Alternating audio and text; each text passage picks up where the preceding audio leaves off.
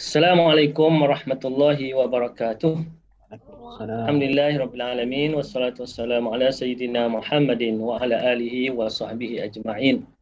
Subhanaka la ilma lana illa ma 'allamtana innaka antal alimul hakim. Wa la haula wa la quwwata illa billahil aliyyil azim. Wa la haula wa la quwwata illa billahil aliyyil azim. Alhamdulillah summa alhamdulillah. Segala puji bagi Allah Subhanahu wa taala dengan limpah kurnianya kita dipertemukan sekali lagi dalam program kita yang mingguan lah kita kira. Program mingguan kita iaitu kita membicarakan tentang dulu kita ada siri pertama dulu kita dah silap saya ada 13 siri, iaitu jom baiki solat. Kita ada 13 siri. Kemudian ini siri kedua iaitu membicarakan tentang panduan ibadah pesakit. Dan ini adalah sesi yang keempat. Betul. Okey, pada pertemuan yang lalu kita membicarakan tentang tayamum. Tayamum yang kita katakan sebagai quote-unquote lah pengganti kepada wuduk, walaupun dia tidaklah mengganti sepenuhnya dalam mazhab kita. Okey. Ingat lagi Dr. Syakir? Tayamum. Ingat, kalau kena tayamum pandai dah nak ni, nak ambil. Insya-Allah. Insya-Allah Okey. Sekarang ni tajuk kita ialah bersuci daripada hadas kecil berdasarkan keadaan pesakit. Okay. Orang yang sakit tu kebiasaannya lah, pesakit ni kebiasaannya mereka ni berhadas kecil lah. Kebiasaan. Ada juga yang berhadas besar. Orang sakit ni berhadas besar, tengah-tengah sakit pun mungkin boleh mimpi juga. Jadi hadas besar mungkin. Okay. Dan kalau melibatkan orang perempuan, mungkin dia sakit dan masa yang sama dia haid, mudah haid kering. Dia pun itu berhadas besar. Macam mana nak ni? Kalau sekiranya tak boleh guna air dan sebagainya. Okey. Jadi bersuci daripada hadas kecil berdasarkan keadaan pesakit. Jadi orang sakit ni di macam-macam keadaan. Kita tak boleh sama rata. Kamu sakit lah, ambil wuduk macam ni. Tak, dia tengok keadaan pesakit tu macam mana. Jadi kita bahagikan kepada dua bahagian. Bagi kepada dua. Yang pertama, keadaan pesakit yang anggota wuduk boleh kena air. Itu yang pertama. Anggota wuduk dia semua boleh kena air. Itu keadaan pertama. Maka apa yang kena buat? Wuduk macam biasalah. Dah boleh kena air, dia sakit dan boleh kena air. Wuduk macam biasa. Bahagian kedua, anggota wuduk yang tidak boleh kena air. Tak boleh kena air, maksudnya lah doktor kata tak boleh kena air. Sebab kalau kena air ni bahaya. Ataupun pesakit tu memang tak boleh, tak tahan. Doktor tak ada, tapi memang kena air menggelepur dia. Memudaratkan dia. Jadi, itu bahagian kedua. Jadi, orang yang tak boleh kena air, sama ada tak kena air, ataupun sebab tak boleh kena air tu sebab dia berbalut. Tak boleh tak kena air, balut. Takkan nak basahkan balutan tu sampai kena anggota dia.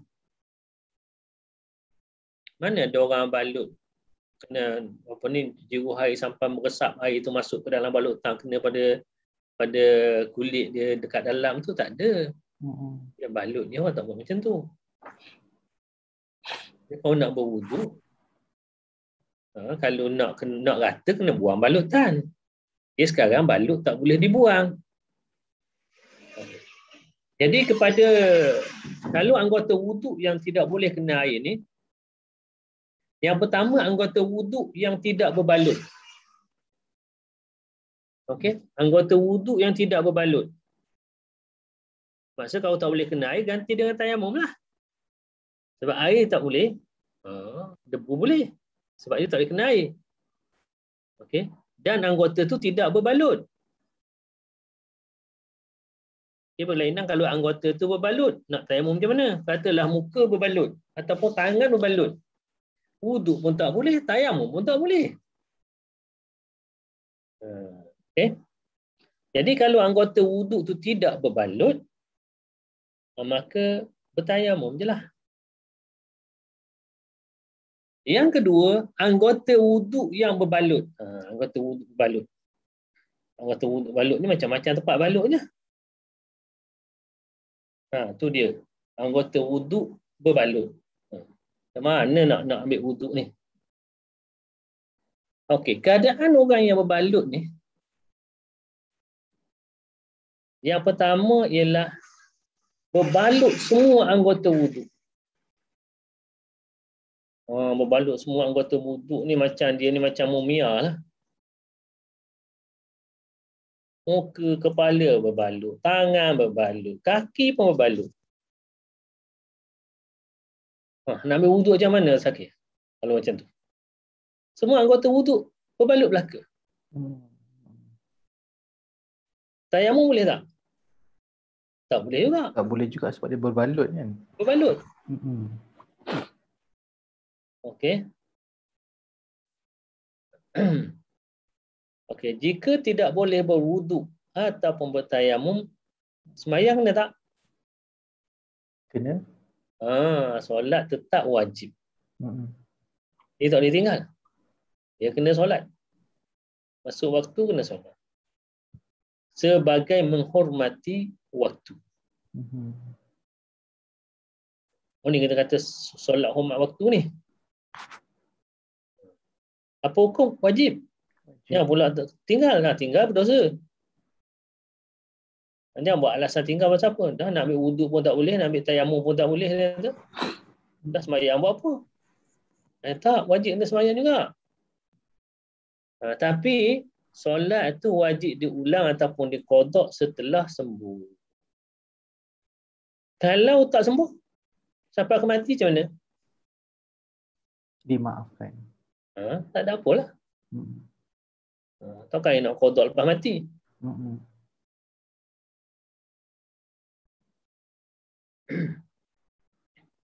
Okey, itu yang pertama. Kalau semua anggota wuduk berbalut. Yang kedua, berbalut. Ni kita ambil satu persatu. Yang kedua ialah berbalut sebahagian muka. Okey. Okey, ada tampar kat pipi. Pasal apa? Terpercik minyak panas masa goreng ikan. Banyak pula kena tu. Muka terbakar. Separuh je. Kat pipi je kena. Dia kena balut. Buang tak boleh.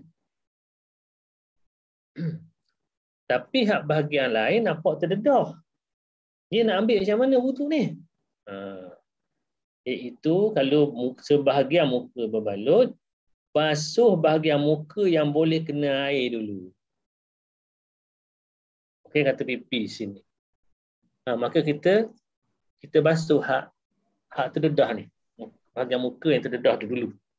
Masa basuh tu kita niat ambil wuduk lah. Sebab muka tu anggota pertama kan, kita niat kan masa ambil basuh muka. Okey, kita basuh waktu dulu. Jadi hak pembalut ni tak mana? Itu kita sapu. Kesal-kesal air yang ada pada tangan tu sapu. Okey, atas pembalut. Jadi confirm lah air tak akan masuk ke dalam sebab balutan je tak boleh masuk air dalam. Tapi kita sebagai tahap ambil isyarat lah macam basuh jugalah tapi sapu. Tapi kalau doktor kata tak boleh kena langsung tempat apa ni tampalan tu. Tempat berbalut tu tak boleh kena air, tak boleh pegang situ, dia takut masuk bakteria ke apa tak kira lah. Doktor kata tak boleh. Maka jika mendatangkan mudarat tidak perlu disapu. Okey. Jadi anggota lain anggota lain tak berbalut. Maka ambillah wuduk seperti biasa pada anggota-anggota lain. Ni macam mana ni? Ni sini tak rata ni muka. Wajib sembahyang. Kena qada ke tak? Tak perlu qada. Okay? Sembahyang tidak perlu ulang, tak perlu qada. Dia kesah dah tu. Okay? Jelas setakat ni? Jelas. Okey.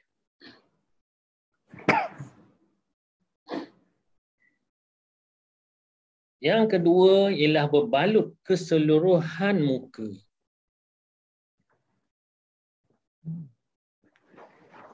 Okey. Hak gambar tu pun bukan keseluruhan muka tu. Kan? Betul tak? Syarif? Yang gambar tu bukan keseluruhan muka, mata nampak ada tu. Bibir ada lagi. Bibir nampak ada. Jadi macam mana? Hak terbuka sikit tu kena basuh dengan air tu. Mata. Mata kalau boleh kena air, kenakan air dulu. Okey, bibir boleh. Ni kalau balut semua ni tak nampak ni, yang tu sapu je lah. Sapu air ke atas pembalut muka berserta niat. Niat wuduk lah. Jika memudaratkan, tidak perlu disapu. Mudarat, tak perlu sapu. Doktor kata jangan sentuh tu. Maka tak perlu sapu. Anggota lain, sempurnakan wuduk seperti biasa. Okey. Macam mana keadaan sembahyang? Sembahyang sah. Wajib qada tak? Tak. Dah sah dah. Tak perlu qada dah. Okey, itu anggota pertama muka. Oh Ustaz, maknanya tadi yang kes pertama tadi tu, situasi pertama tu maknanya anggota wuduk dia memang langsung tak boleh kena air. Ataupun langsung tak boleh tayamum lah kiranya lah. Maknanya muka, tangan, kaki, rambut memang langsung dia tak boleh memang kena. langsung tak boleh. Itu yang dia kena qada selepas tu lah. Ataupun dia berbalut semua. Dia balik semua. Semua anggota wuduk dia berbalut. Faham? Faham kan? Faham. Sebab nak bezakan antara Contohnya orang balut nampak macam mumia dia ni. Semua balut dari atas bawah apa burn 90% contohnya. Ni semua balut pada atas sampai ke bawah. Ia macam mana nampak macam mumia lah. Yang tu lah. Jadi nak ambil wuduk pun tak boleh, nak tayamum pun tak boleh. Macam tu dia sembahyang lah. Macam mana dia sembahyang? Sekadar yang dia boleh sembahyang lah. Kan tak ada cara dia. Nanti yang last macam mana cara solat tu last. Ni kita masuk bersuci dulu. Baik. Okey, bahagian keempat. Okey, anggota yang kedua dalam wuduk iaitu tangan. Sekarang ni situasi dia ialah berbalut sebahagian tangan. Tangan je, muka tak balut, tangan sebahagian balut. Itu contohnya lah kan. Biasa berlaku macam ni. Patah tangan. Melecur kan. Melecur tangan. Okay, macam mana? Maka yang pertama ialah basuh muka berserta niat. Sebab muka tak berbalut ni. Tangan yang balut, sebahagian tangan berbalut. Okay. Basuh muka berserta niat.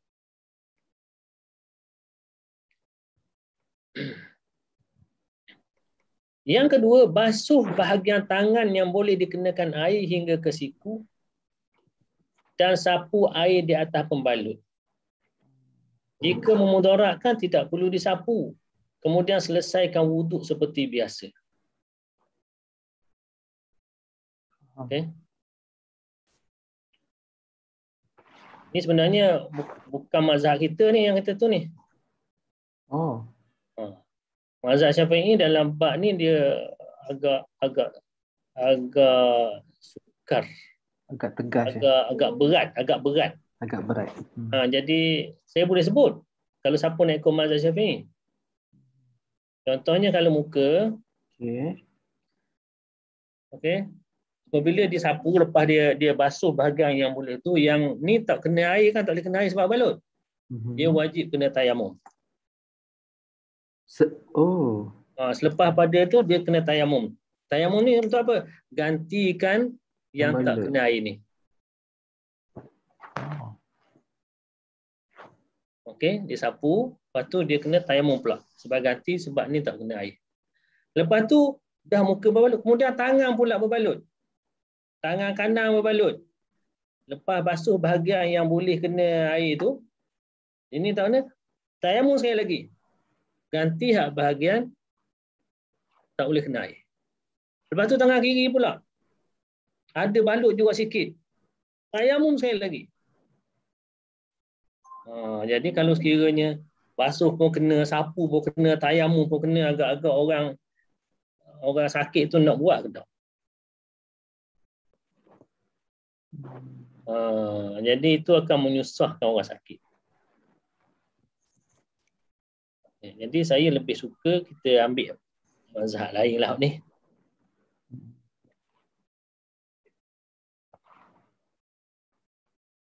Okey. Jadi apa? Berbalut sebahagian tangan, basuh muka berserta niat, kemudian basuh bahagian tangan yang boleh dikenakan air hingga ke siku dan sapu air di atas pembalut. Bahagian terbalut tu sapu je. Jika memudaratkan tidak perlu disapu, kemudian selesaikan wuduk seperti biasa. Solat sah dan tidak wajib qada. Tu kalau kena tangan. Jelas Jelas. Itu sebelah tangan. Sebelah kalau kena tangan kanan balut, tangan kiri balut pun macam tu juga. Metod yang sama kan. Jadi kalau tak boleh tangan kanan balut, tangan kiri pun balut, macam mana nak ambil wuduk? Tu lah orang lain. Yalah, betul. Belum wuduk kan. Okey.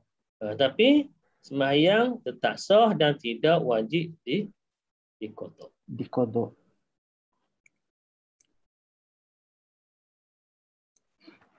Kalau berbalut keseluruhan tangan. Tadi sebahagian tangan. Ini keseluruhan tangan. Daripada ujung jari sampai ke siku. Habis. Keseluruhan tangan. Dia apa nak buat?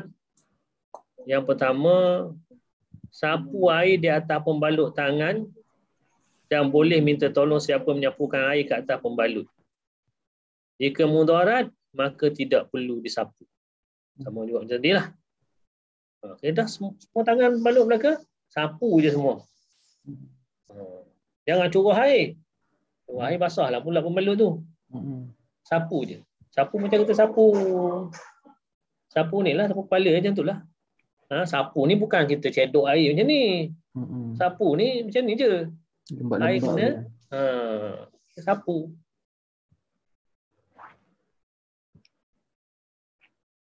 Jadi sah solat dan tidak wajib diqada. Okey. B, jika tidak mampu menggunakan tangan. Okey. Kita tak boleh nak ambil wuduk sendiri sebab balut belaka tangan ni. Ataupun tiada siapa yang boleh bantu untuk mengambil wuduk. Tak ada orang. Duduk seorang-seorang kat hospital tu. Tak ada orang nak tolong. Ada orang macam tu. Tak ada orang nak tolong dia. Tu mas solat dah masuk. Maka wajib solat sebagai menghormati waktu. Okey, contohnya duduk hospital. Duduk hospital. Yang jaga bini. Orang lain tak ada nak minta tolong untuk ambil wuduk isteri je. Jadi dia kata kalau isteri tukang wuduk kan dia sentuh isteri, batal wuduk. Ni macam mana? Kita kena ingat ni Orang ni orang sakit. Dan keadaan terdesak. Kalau orang kat Mekah tu, masa tawaf tu sentuh perempuan tak batal. Orang sakit yang lebih terdesak daripada tu, Yang perlukan pertolongan kan. apa masalahnya? Kalau isteri wuduk kan, daripada dia tak berwuduk. Tapi kalau nak jaga juga, boleh isteri pakai sarung tangan. Kesian pula kat suami tu dia tu. Macam jijik sangat suami pakai sarung tangan. Tapi tak apalah. Okay. Ustaz. Yep. Minta maaf nak tanya yang A tadi tu. Sorry, kan kalau kita sapu yang A tu, kalau seluruh tangan misalnya berbalut, mula-mula kita diri sendiri yang buat, lepas tu boleh ke lepas macam tempat yang tak boleh orang lain buat, kat maknanya boleh, tak ada apa. Maknanya tak perlu daripada mula kita boleh buat. Hal kita tak boleh buat, minta tolong orang. Maknanya separuh-separuh boleh lah. Boleh. Separuh kita buat, separuh orang lain buat. Okey. Baik, faham Ustaz. Terima kasih.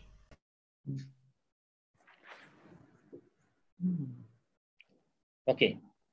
Jadi jika tidak mampu menggunakan tangan ataupun tiada siapa yang membantu untuk mengambil wuduk, maka wajib solat sebagai menghormati waktu. Tapi kalau kita sebut menghormati waktu, maknanya solat tu kena qada. Okey, jangan silap faham menghormati waktu.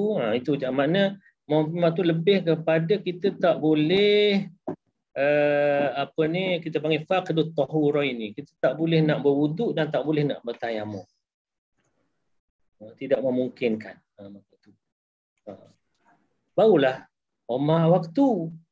Dalam kapal terbang tak ada hormat waktu. Ini kena betul kan ni? Sebab apa? Mampu tak kita berwuduk? Ada sumber air. Mampu. Boleh.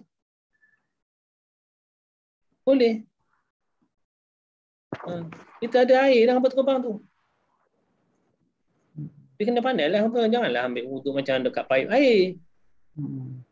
Nanti basah lah. Ataupun kalau kita nak naik kapal terbang, kan kita dah tahu jadual kita. Pukul berapa kita akan menempuh berapa waktu solat. Kita siaplah awal-awal bawa spray tu. Jangan pula kata hormat waktu. Nak qada lepas tu. Dosa macam tu. Tinggal solat saya sengaja. Ada setengah pemahaman macam tu. Solat hormat waktu dalam kapal terbang. Mana ada solat hormat waktu? Kita boleh berwuduk. Saya pernah dulu masa pergi haji 2016. Pergi haji 2016. Okey. Masa tu rombongan UAE, tapi saya tak ikut rombongan UAE lah. Kursus bersama dengan rombongan UAE. Dekat UAE lah khususnya. 2016. 2018 saya pula bagi kursus haji kepada orang UAE. Dia Tok Syekh pula masa tu. 2016 tu saya jadi peserta. Cuma saya tak ikut rombongan UAE lah. Saya pergi pakai package sendirilah. Saya naiknya naik Saudi Airline. Saudi Airline ini besar. Dia ada surau kat dalam tu. Masa balik haji, saya ajak seorang untuk solat dekat. Solat kat surau lah. Surau dia besar, dalam 20 orang boleh kot sekali sembahyang. Ni, tapi saya heran. Dia kata tak apa. Nanti saya qada kat sana nanti. Dia kata qada? Kamu ni baru balik haji ni. Takkan nak tinggal dah.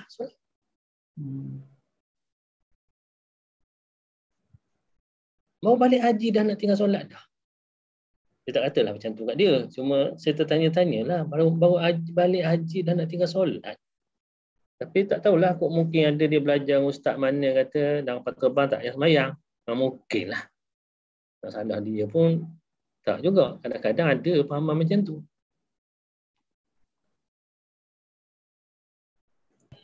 Okey.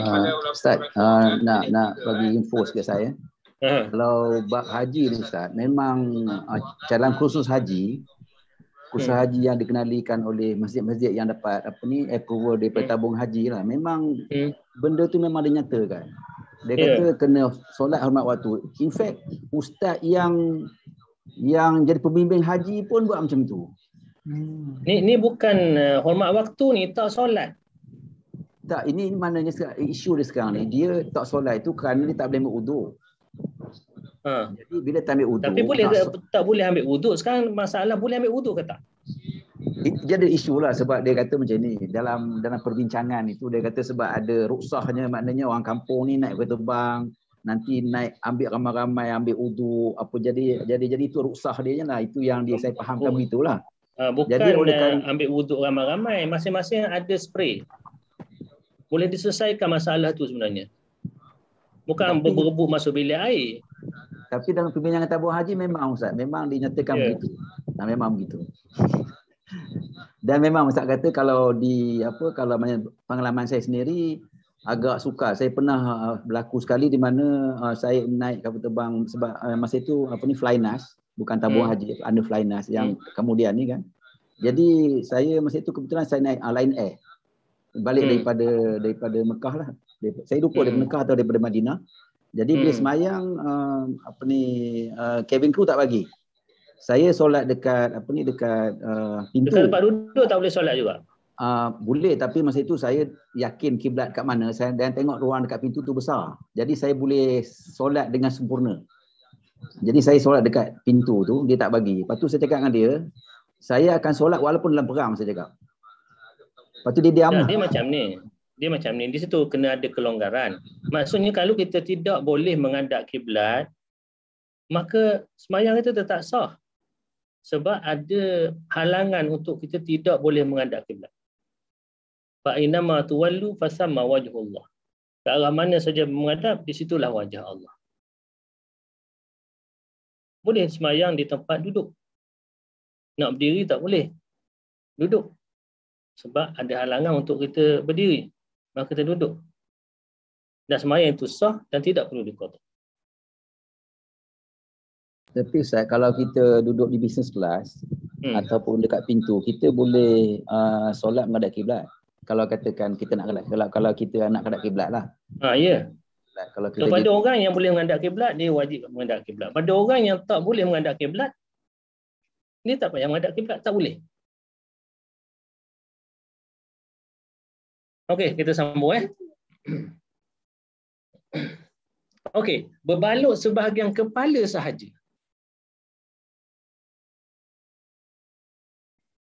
Sekarang ni berbalut sebahagian kepala sahaja. Sebab tadi muka dah, tangan dah.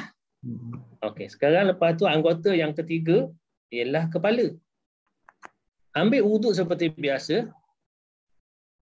Sapu air di atas sebahagian kepala dan sebaiknya di atas pembalut juga jika memudahkan maka tidak perlu sapu. Yang ni ringan mazhab Syafi'i. Ada mazhab yang wajib sapu semua kepala. Okay.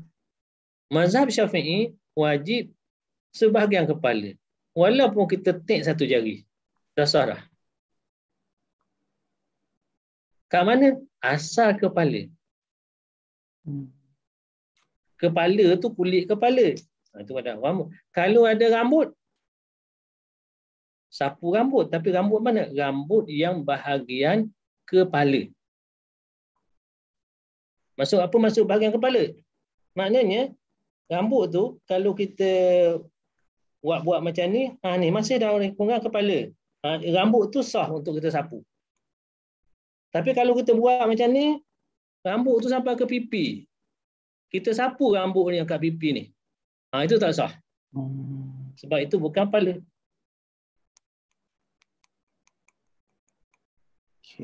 Apa lagi kalau orang perempuan rambut panjang, dia ambil rambut dia, dia sapu kat sini, ujung tu.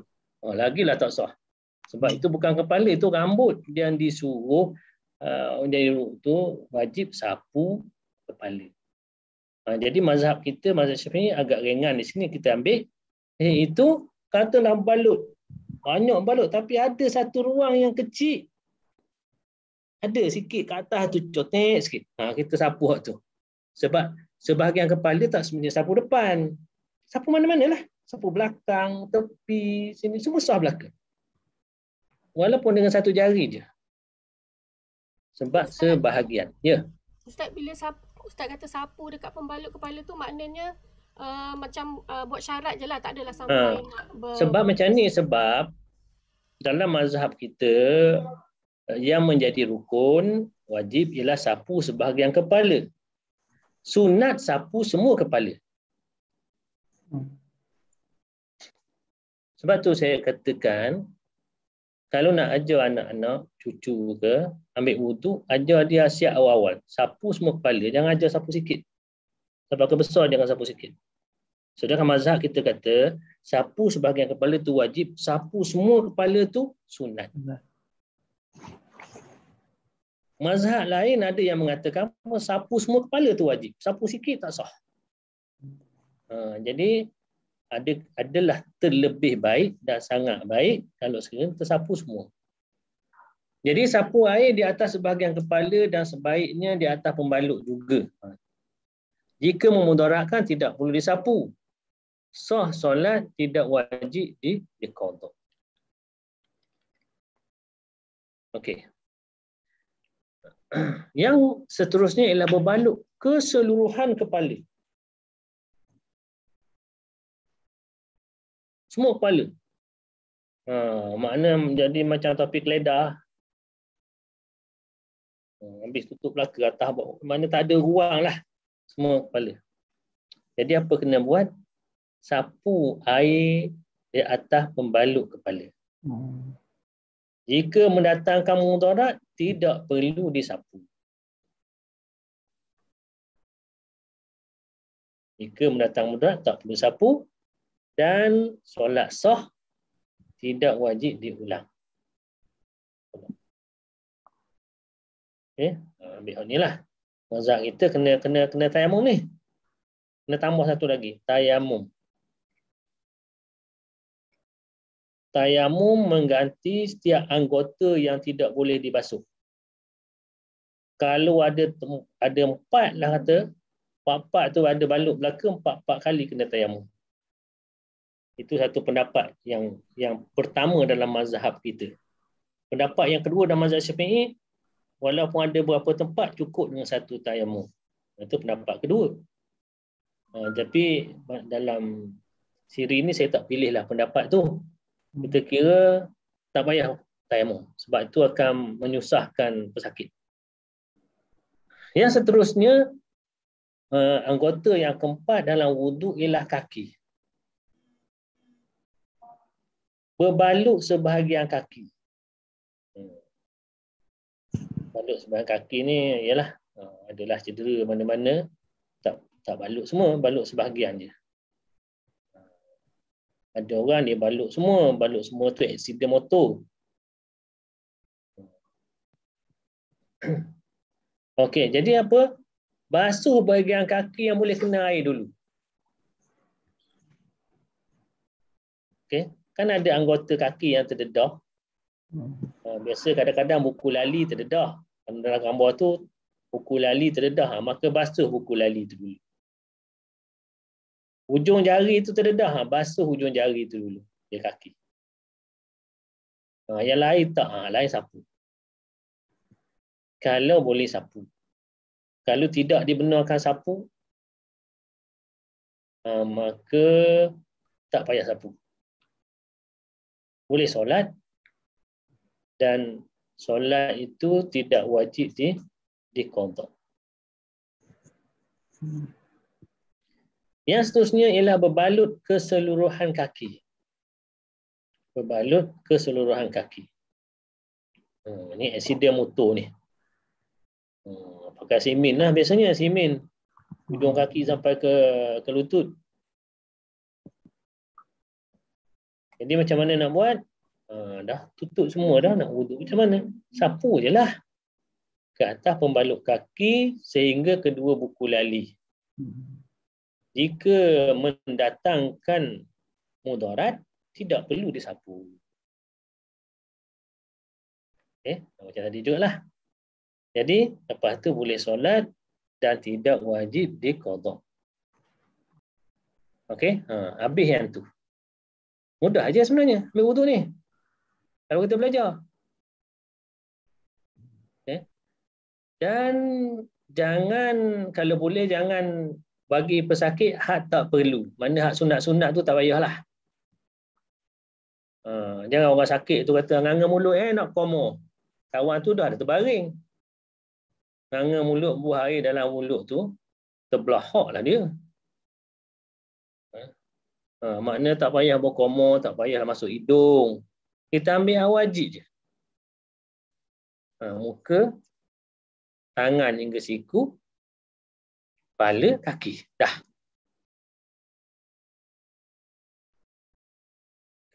Habis. Yang tentang berwuduk. Yang seterusnya ialah pesakit yang sentiasa berhadas. Sentiasa berhadas. Makna sentiasa kalau ikutnya sentiasa batal wuduk lah kalau kita kata. Macam mana sentiasa batal wuduk ni? Okey. Orang yang kencing dedas. Kencing dedas tu kencing dedas. Bahasa Terengganu kencing dedah apa ni? Kencing tak tos. Bahasa lain. Kencing tak tos.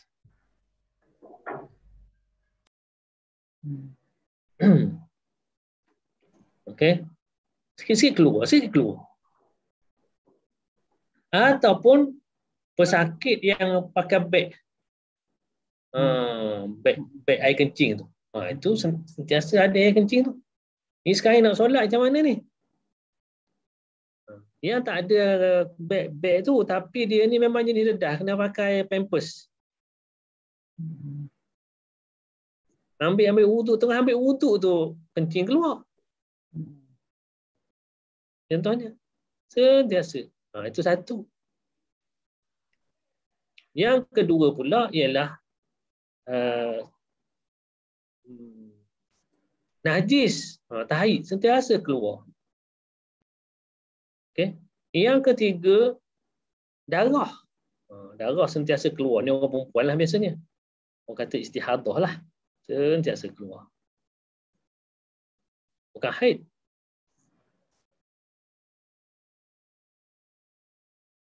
Okey. Yang seterusnya ialah angin. Ni bukan cerit beret ni. Cerit angin. Asyik terkentut je dia ni. Memanjang kentutnya. Sikit-sikit kentut. Sikit kentut. Yang ni tak perlu pakai pampers. Tapi dia kentut banyak. Lepas kentut ambil wuduk. Tengah-tengah ambil wuduk tu kentut lagi. Habis masuk kaki, kentut lagi. Ini macam mana ni? Kentut je.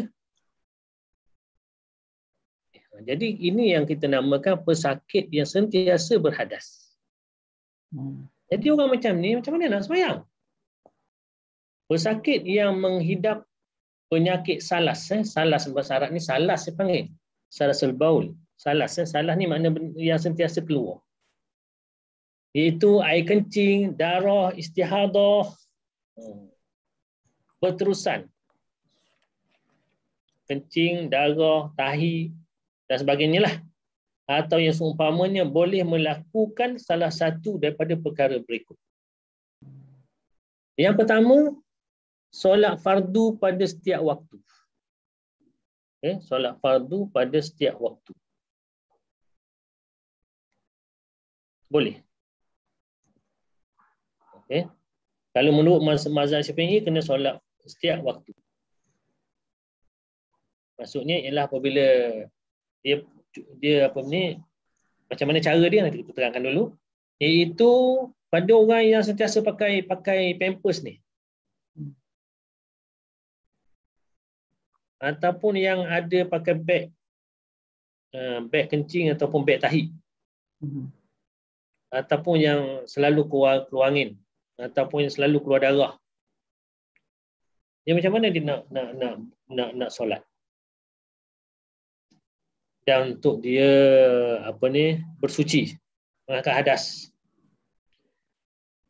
Yang pertama, pastikan telah masuk waktu solat dulu.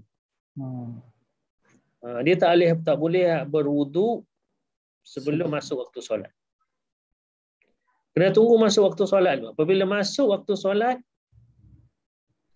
sucikan diri daripada najis. Dan gunakan lampin dan seumpamanya. Mana guna pampers lah. Pampers ni jenama kan. Kita panggil apa? Diaper ke apa? Lampin pakai buang. Lampin pakai buang.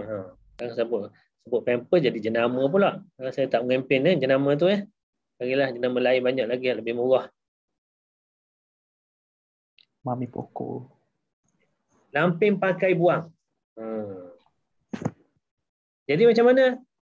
Bersihkan dulu najis yang ada. Kalau yang kencing, dia berok tu, bersihkan dulu. Bersih guna air. Bersih gunakan air. Kan kita dah basuh dah, yang kita dah bicarakan dulu kan? Betul. Kalau guna tisu ni, kalau sekiranya dia tidak meleleh, kawan sakit biasanya dia meleleh. Dia kena tempat lain. Jadi dia tak boleh guna tisu. Dia kena guna air. Sucikan diri daripada najis. Lepas bersih dah semua tu, telah kita uruskan ayah kita lah, katakan, atau mak kita, bersihkan dulu. Kemaluan dia, depan belakang apa semua, pakaikan lampin pakai buang tu. Pakaikan diapers. Okey. Lepas pada tu, berwuduk dengan segera. Okey.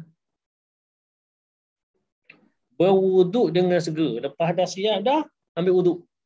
Kita tolong wudukkan dia kan macam mana, tak kira lah, ambil wuduk. Kalau dia mampu wuduk dia, wuduk. Kalau tak mampu, kita tolong wudukkan. Okay. Lepas tu, segera melakukan solat. Okay. Segera melakukan solat. Ini ikut mazhab Syafi'i ni Tengok tu tajuk dia. Menurut mazhab Syafi'i. Satu wuduk hanya boleh digunakan satu solat fardu dan beberapa ibadah sunat. Satu wuduk hanya satu waktu solat saja. Okey, satu wuduk hanya satu solat saja. Dalam mazhab Syafi'i. Okey. Dan solat itu sah dan ibadat sunat memang boleh. Solat fardu kena satu je dengan wuduk tersebut. Solat sah dan tidak wajib diulang ataupun diqada. Perhatian, najis yang keluar ketika berwuduk ataupun ketika solat dimaafkan.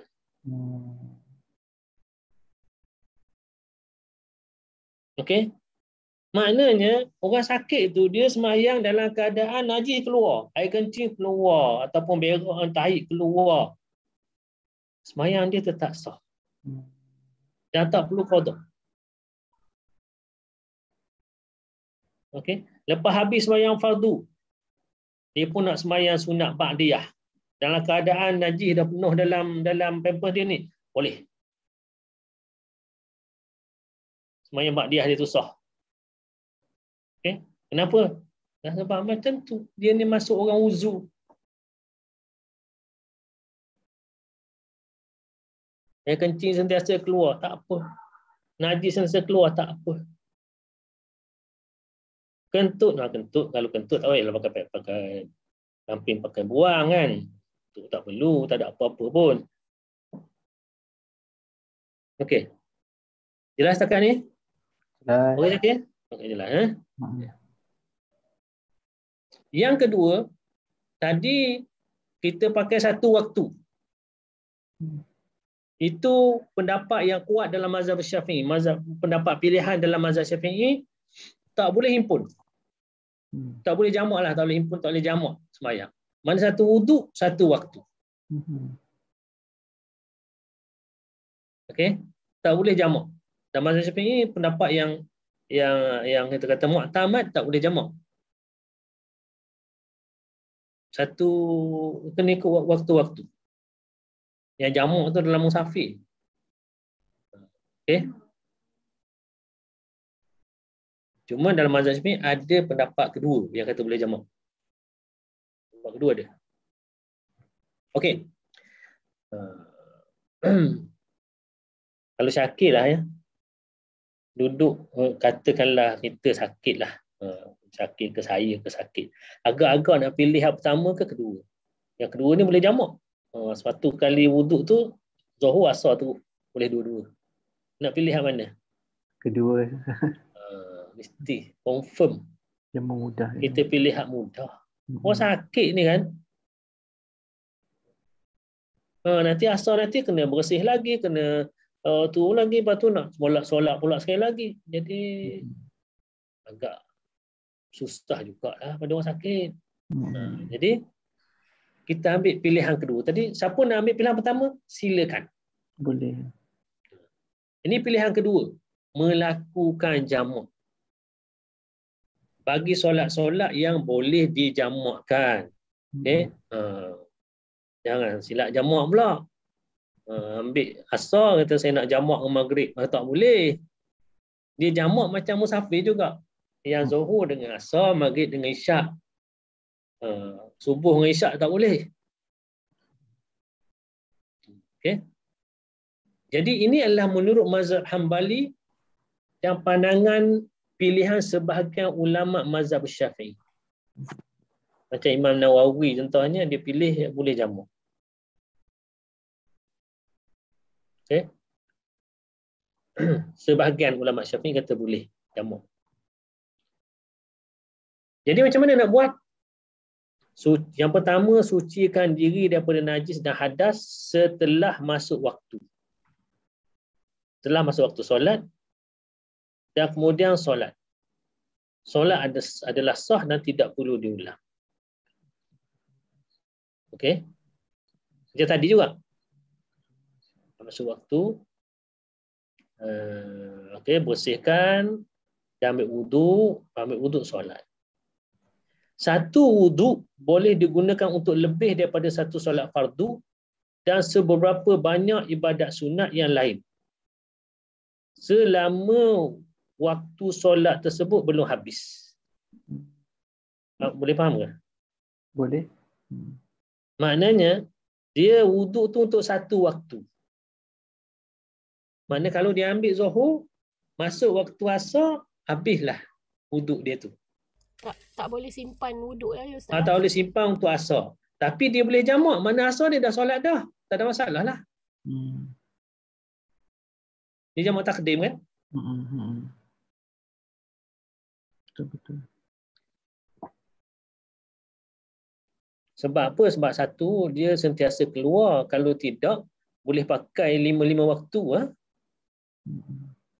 Macam mana Syakir? Kalau kita tak pakai satu waktu tu, mana 5 waktu? Sebab dia sentiasa keluar. Okey. Jadi, satu waktu, tapi dia boleh himpun. Contohnya bersuci dalam waktu Zuhur, boleh ditunaikan solat fardu Zuhur dan asar secara jamak. Dan boleh juga kalau seorang tu dia nak qada solat-solat yang pernah dia tinggal. Dan boleh juga kalau dia nak sembahyang sunat yang lain selama waktu Zuhur masih ada.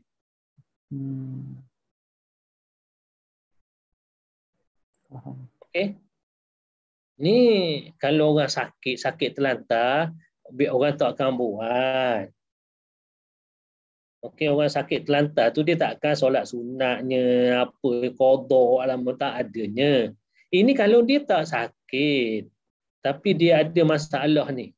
Dia tak terlantar.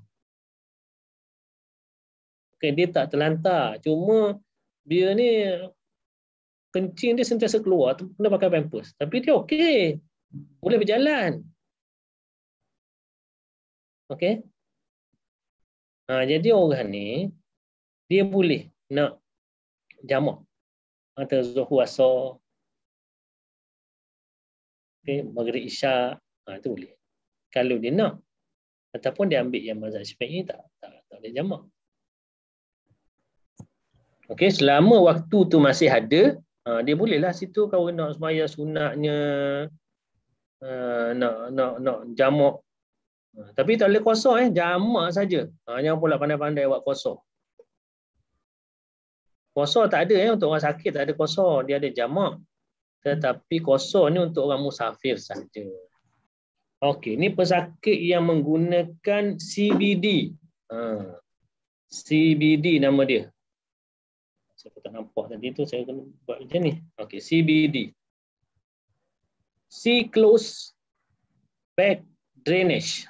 Tu CBD tu. CBD ni yang back kencing ni. Dia panggil CBD rupanya. Jadi kalau orang pakai ni, orang kat katil hospital ramai kita jumpa ni. Ini macam mana ni? Air kencing sentiasa keluar. Dia tak perlu pakai pampers. Kalau masalah dia kencing. Okey, sama juga. Yang pertama, pastikan telah masuk waktu solat. Buka penutup CBD.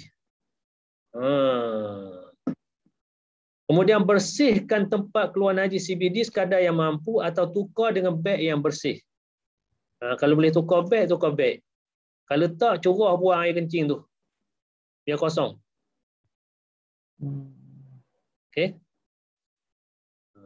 Lepas curah tu, kita pun letak balik. Tengok kuning balik. Air kencing tu kan ada semula.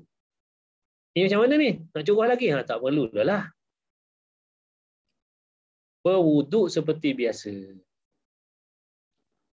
Kemudian solat dengan segera. Sekiranya najis keluar semasa berwuduk ataupun semasa solat, ia dimaafkan kerana kesukaran. Solat adalah sah dan tidak wajib diqadha apabila sembuh. Okey, jelas masalah CBD? Tak ada masalah pun sebenarnya. Yang jadi masalah apabila tak nak sembahyang. Dia tu nak sembahyang, mana ni air kencing sentiasa keluar ni. Nak ambil wuduk pun tak sah. Itu pentingnya mengaji. Okey. Pesakit yang menggunakan beg kolostomi. Beg kolostomi ni dia untuk najis berak tu lah. Tu ada nampak gambar tu. Dia keluar ikut perut. Ada satu beg yang untuk keluar najis. Dia tak berak dengan jalan belakang dah. Najis dia keluar ke depan, ke perut. Dia saluran dia buat. Pernah tengok tak Syakir? Tak pernah. Tak pernah tengok? Saya pun tak pernah tengok juga, tengok gambar ni je lah. Tapi saya pernah jumpa orang yang ada beg kolostomi ni. Ada kawan saya yang kat surau tu, dia kata dia pakai beg kolostomi. Tapi saya tak minta lah nak tengok lah. Kita pun tak lalu juga nak tengok. Yang pertama, kalau orang pakai beg kolostomi ni, macam tadi juga, pastikan telah masuk waktu solat. Yang kedua, keluarkan najis dan bersihkan tempat keluar najis, iaitu beg kolostomi sekadar yang mampu atau ganti dengan beg yang bersih. Ini teori je lah sebenarnya. Kita tak boleh nak buat benda tu. Nak ganti benda ni doktor yang akan buat. Yang kita tak boleh simply minta doktor, ini doktor ganti, tak. Dia ada masa-masa dia. Okay. Tapi kalau boleh, bersihkan, keluarkan, tukar hak baru ke, itu lagi bagus lah. Tapi dari segi praktikalnya tak berlaku macam tu. Saya tanya orang yang pakai beg ni lah. Kita tak boleh ni tu. Doktor yang boleh buat benda ni. Bukan kita ambil buang tukar baru kan. Okey. Jadi kalau boleh buat macam tu, boleh bersihkan, maka berwuduklah seperti biasa. Lepas tu solat dengan segera. Sekiranya najis keluar semasa berwuduk ataupun semasa solat, ia dimaafkan kerana kesukaran. Solat adalah sah, tidak wajib diulang ataupun tak wajib qada apabila sembuh. Ini dalam mazhab kita macam mana cara nak wuduk. Orang yang sentiasa ada masalah ni, yang kita kata ada salah, iaitu orang yang dedas, yang tintok tos, yang ada bad CBD, ada darah sentiasa keluar. Untuk orang perempuan nanti kita akan sampai pada tempatnya. Darah istihadah sentiasa keluar, tak berhenti dan sebagainya. Yang jenis-jenis macam ni, yang sentiasa bernajis ni, niat dia bukannya mengangkat hadas, sebab hadas dia tak terangkat. Ya tak? Nak terangkat macam mana? Sentiasa keluar kencing, dia sentiasa berhadas. Tak boleh nak angkat hadas. Yang orang yang sentiasa berhadas, macam mana nak niat nak angkat hadas? Jadi apa niatnya? Kalau bahasa Arabnya, kalau kitab fiqh, dia kata nawaitul wudu' istibahati fardhis solah lillahi ta'ala. Sahaja aku berwuduk bagi mengharuskan fardu solat kan Allah Ta'ala. Bukannya sahaja aku mengangkat hadas. Sebab kita hadas itu tak terangkat. Mana aku ni berwuduk untuk mengharuskan fardu solat. Okey, ini satu berita gembira juga ni. Ni sebenarnya ada satu berita gembira lah kepada orang yang menghadapi masalah ni. Iaitu ada fatwa dah, fatwa hukum melakukan ibadah bagi pesakit yang menggunakan beg kolostomi. Okey. Apa fatwa tu kata?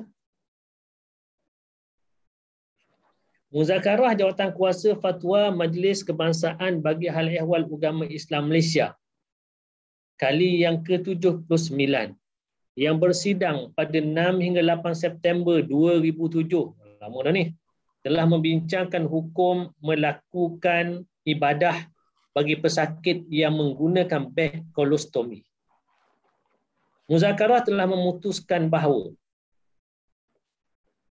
pesakit yang menggunakan beg kolostomi dikategorikan sebagai mereka yang mengalami masalah darurat dan tidak dianggap sebagai menanggung najis. Oleh itu, mereka tidak perlu mengosong atau membersihkan beg kolostomi setiap kali berwuduk atau menunaikan solat.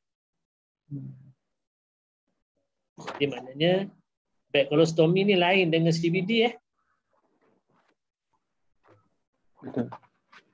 CBD lain, CBD tu memang dia tak bernajis.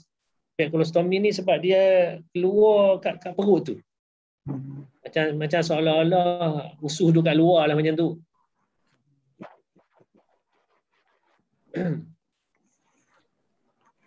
Jadi mereka ni dikira sebagai orang yang mengalami masalah darurat dan tidak dianggap sebagai menanggung najis. Oleh kerana mereka tidak menanggung najis, maka tak perlulah mereka kosongkan beg kolostomi tu. Jadi makna mereka seperti macam tak ada beg kolostomi lah. Okey, tak perlu kosongkan lah.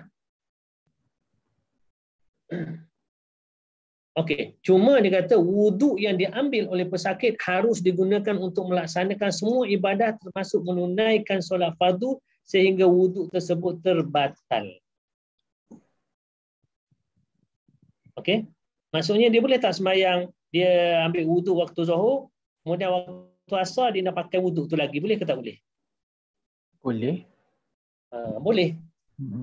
Yang beg kolostomi ni boleh. Jadi sehingga dia batal. Kalau dia batal, boleh lah. Okey. Batal macam mana? Contohnya dia kencing. Dia masalah yang beg kolostomi. Kan? Kencing dia boleh kencing. Kencing batal.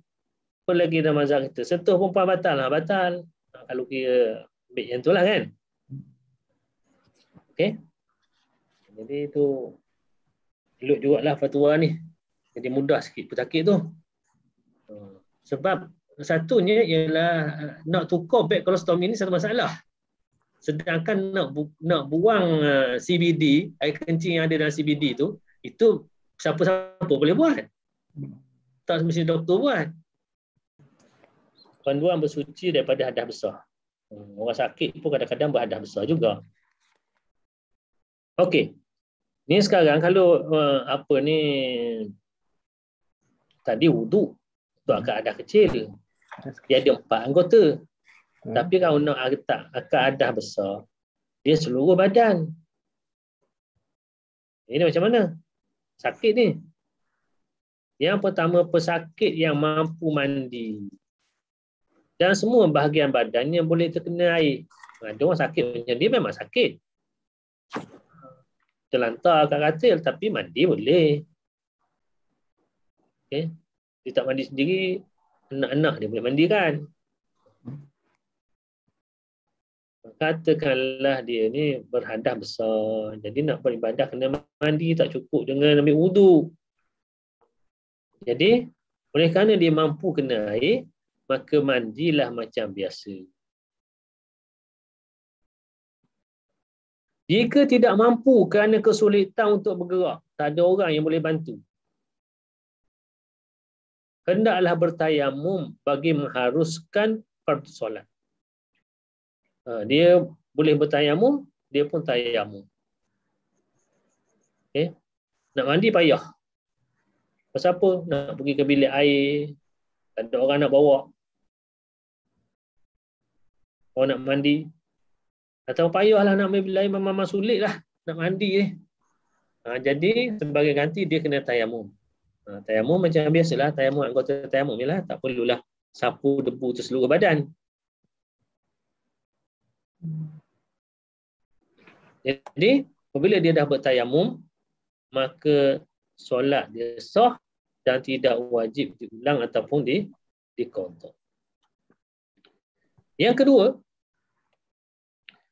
pesakit yang disahkan oleh pegawai perubatan tidak boleh terkena air pada seluruh tubuh badan atau sebahagian besarnya. Ini tak boleh kena air pada seluruh badan. Atau sebahagian besar badan memang tak boleh kena air. Jadi apa yang boleh buat? Bertayamum bagi mengharuskan fardu solat. Tayamum lah.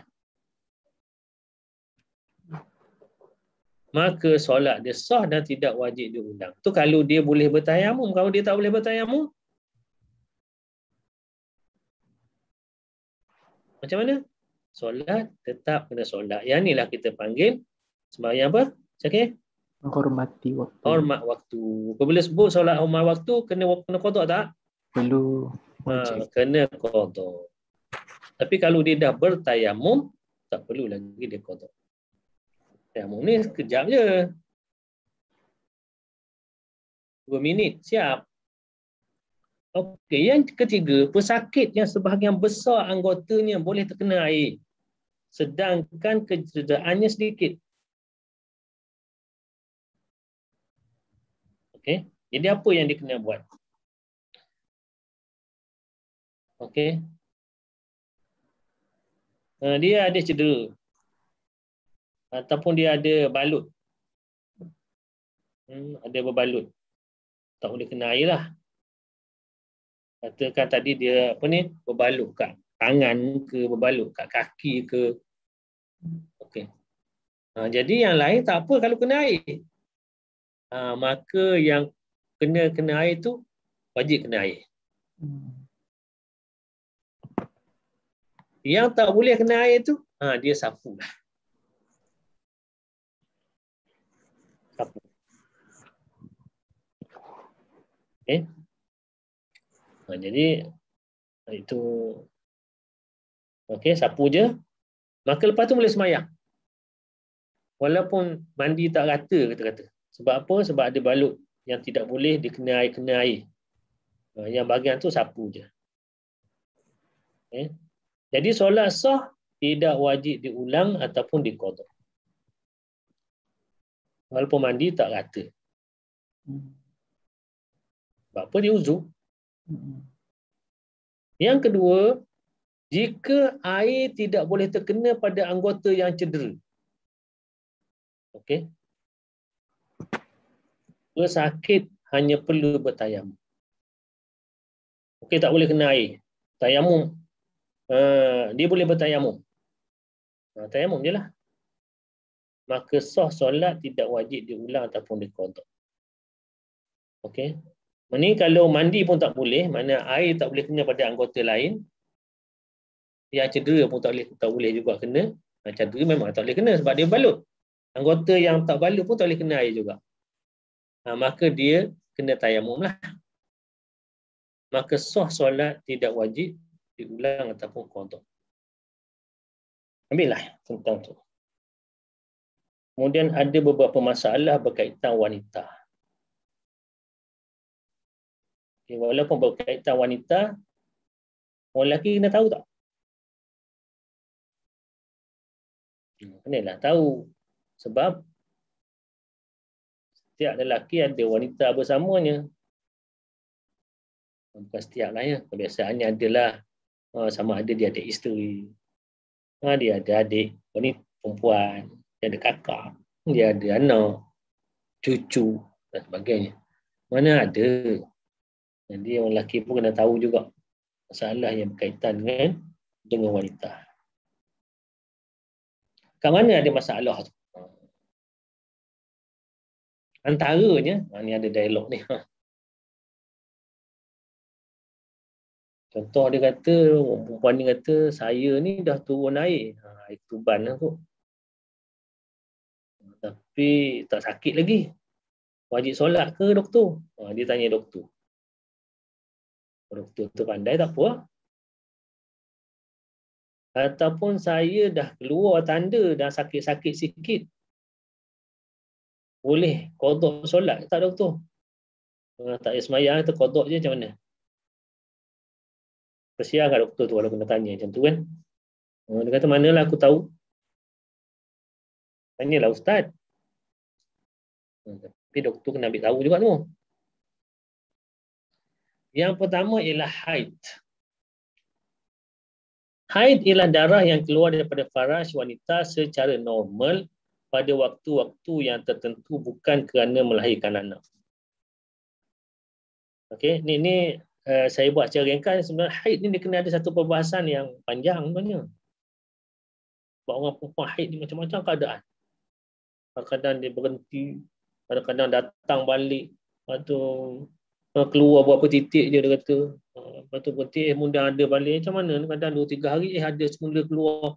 Banyak masalah orang perempuan tu. Itu saya bukan nak cerita kat sini. Itu kena sesi lain lah. Haid ni. Secara ringkas lah kita ambil sebab kita nak lebih fokus kepada itu orang yang ada keuzuran. Dia kena nak cerita juga tentang haid supaya kita dapat beza dengan istihadah. Yang kita masukkan di uzuran tu istihadah. Sebab orang haid tak wajib semayang. Tapi orang istihadah dia wajib semayang. Itu masalah dia. Okey. Jadi haid tu apa? Haid ni ialah darah yang keluar daripada kemaluan wanita secara normal pada waktu-waktu tertentu bukan kerana melahirkan anak. Dia darah yang normal sampai masa dia keluar. Dia warna dia ialah merah kehitaman. Ikut dalam kitab lah. Minta maaf saya tak pernah tengok lagi. Saya cerita sebab saya baca je. Dan saya pun tak nak tengok lah. Okey, itu orang perempuan je lah tahu.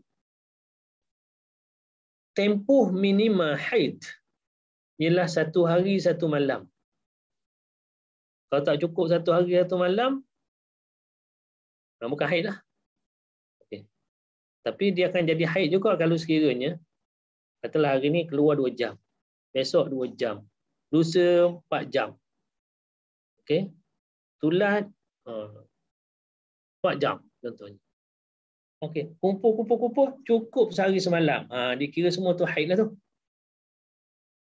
Dia campur 24 jam. Maka itu haid. Tempoh minimum haid ialah 1 hari 1 malam, manakala tempoh maksimumnya ialah 15 hari. Darah yang keluar setelah tempoh 15 hari adalah darah istihadah. Okay, lepas 15 hari tu ada juga straight keluar. 20 hari tak berhenti darah. Okay. Jadi dikira sampai 15 je. Lepas pada 15 tu dikira istihadah. Okay, tapi tak semestinya begitu. Tu kata kena ada perbincangan dia. Contohnya kalau orang ni memang memang dia ada kebiasaan dia. Contoh kebiasaan dia 7 hari. Okay, kebiasaannya 7 hari. Kemudian darah keluar sampai 15. Okey. Adakah dikira sampai 15? Tak semestinya. Setelah lepas 7 hari tengok darah tu dah lain. Yang 7 hari pertama tu warna darah haid. 7 hari kedua, yang 8 hari yang berikutnya darah warna lain. Dah berbeza. Itu dikira darah istihadah, bukan dikira darah haid lagi dah. Jadi benda tu ada perbahasan lah ya. Ini secara umum je kita bahas ni. Darah yang keluar setelah tempoh 15 hari itu adalah darah istihadah. Okey. Cecair yang berwarna kuning ataupun keruh yang keluar di penghujung haid, jika masih dalam tempoh haid, juga dikira sebagai haid. Okey. Kebiasaan dia berapa? Dia 10 hari atau 10 hari. Ya. Mana hari yang ke-10 tu biasa warna lain dah. Maka itu masih dikira haid. Okey. Sekali lagi saya ingatkan saya tak nak detailkan ya dalam masalah ni. Kalau nak detail kena yang lain lah. Dan kalau nak belajar, sebaik-baik belajar ustazah lah. Saya ni nak terang banyak-banyak pun saya tak pernah ada haid. Dia tak reti nak terang tak. Kalau ustazah tu mungkin dia boleh terang lebih lanjut lah. Kita ni teori-teori je. Jadi wanita yang sedang didatangi darah haid berada dalam keadaan hadas besar. Dia dilarang melakukan solat, puasa, menyentuh mushaf Al-Quran atau membacanya, melainkan berdoa dengan ayat Quran yang dibaca dengan niat zikir. Okey, orang yang haid ni dia tak boleh sembahyang, tak boleh puasa, tak boleh tak sah. Menyentuh Al-Quran pun haram. Membaca Al-Quran pun haram. Kecuali kalau Quran yang dibaca tu berbentuk doa. Ayat Quran, tapi betul doa. Dan niat dia bukan niat nak baca Quran, niat baca zikir.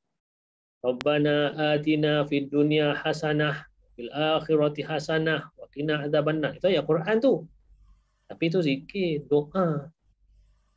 Ataupun dia naik kenderaan subhanallazi sakhkhara lana hadza wa ma kunna lahu muqrinin wa inna ila rabbina lamunqalibun. Itu ayat Quran tu, tapi niat dia zikir, itu dia nak naik kenderaan ni. Itu tak apa. Begitu juga orang yang haid diberi kelonggaran, ulama kata diberi kelonggaran kalau sekiranya dia terlibat dengan dalam bidang Quran. Contohnya dia ni ustazah ngajar Quran kat sekolah. Okey. Dan dia lah satu-satunya guru Al-Quran. Tak ada orang boleh ganti. Jadi macam mana nak ngajar kalau tak boleh baca Quran? Kalau dia kena 10 hari lah budak-budak tak ngaji. Tak belajar. Itu. Okey. Ataupun satu lagi dia ni dia yang dibenarkan juga ialah dia ni hafizah. Hafal Quran. Hafal Quran ni kena ulang. Dia ulang hati tak jadi. Tak jadi kalau orang hafiz ni dia ulang hati tak jadi. Dia kena dengan lidah. Bayangkan kalau dia ni hafizah. Kena 15 hari pula tu. 15 hari tak mengulang. Macam mana jadi hafizah? Hilang. Quran ni memang macam tu. Hafal memang mudah. Nak ingat tu payah. Nak kekalkan tu kena ulang-ulang. Kalau tidak memang tak boleh lah. Minta maaf Ustaz, nak tanya kalau kata yang masa sedang haid dilarang menyentuh Quran tu, kalau sentuh tu maknanya direct dengan tangan ke ataupun boleh berlapik ke, macam mana Ustaz? Dengan tangan ke dengan berlapik tak boleh. Okey. Bukan ayat Quran tu saja, mana Quran tu sendiri dengan kulit Quran tu sekali tak boleh. Kecuali Quran yang ada dalam dalam handphone tu tak apa ya. Okey. Sebab handphone tak panggil Quran. Okey Ustaz. Solat yang ditinggalkan sepanjang tempoh haid tidak perlu diqada ataupun diganti, bahkan makruh jika diqada. Jangan buat pandai-pandai. Ni nak tunjuk dia ni kuat buat ibadah, dia kata aku tinggal sembahyang ni aku nak ganti. Sebab dah hari dah tak sembahyang jadi tak syok kata aku qada jelah. Jangan pandai-pandai qada. Hukum dia qada tu makruh, baik jangan buat. Tapi puasa Ramadan yang ditinggalkan sepanjang tempoh haid wajib diqada. Kenapa? Rasulullah suruh macam tu. Aisyah radhiyallahu ta'ala cerita macam tu. Kami disuruh qada puasa tapi tak disuruh qada sembahyang. Nabi. Tapi betul lah tu. Bayangkan kalau perempuan kena qada sembahyang, tiap-tiap bulan kena qada, bukan sikit. Kalau kena 15 hari kali 5. Berapa 15 kali 5 berapa saya kira? 75. 75 waktu kena qada. Oi, kesian. Okey. Puasa tak apalah sebab dia setahun. Kalau dia qada dia tinggal 13 hari tu je lah. Setahun, sebulan dan setahun je. Sembahyang ni tiap-tiap hari. Kalau tidak kena qada tiap-tiap bulan, letih ya perempuan. Okey, dah tamat waktu. Ini fast ni, kita sambunglah. Okey, ada apa-apa lagi Syakir? Ada soalan? Dari saya tak ada. Okey, kalau macam tu kita berhenti dulu ya. Ni baru ibadah ni lepas ni kalau nak sambung lagi, ini yang last kali ialah tentang solat orang sakit ya. Solat orang sakit. Lepas tu satu perbincangan khas ialah solat atas kursi. Ya, Cuma kena cerita tu. Seronok juga tu solat orang sakit. Sebab apa ni? Sebab kadang-kadang solat atas kursi ni sepatutnya dia tak boleh duduk atas kursi, tapi nak duduk juga. Kemudian ada orang solat atas kursi dia tak belajar macam mana cara. Yang menyebabkan sembahyang dia tak sah. Dia ingat ke sah dah. Sebab apa? Dia tengok orang buat, dia pun nak buat. Dia kata, dia pun duduk kursi, aku pun nak duduk atas kursi juga. Dia sakit, aku pun sakit.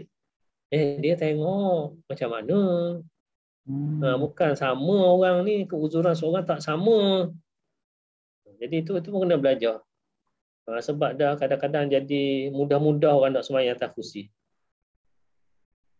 Jalan elok-elok je letak kursi, duduk atas kursi, Allahu Akbar.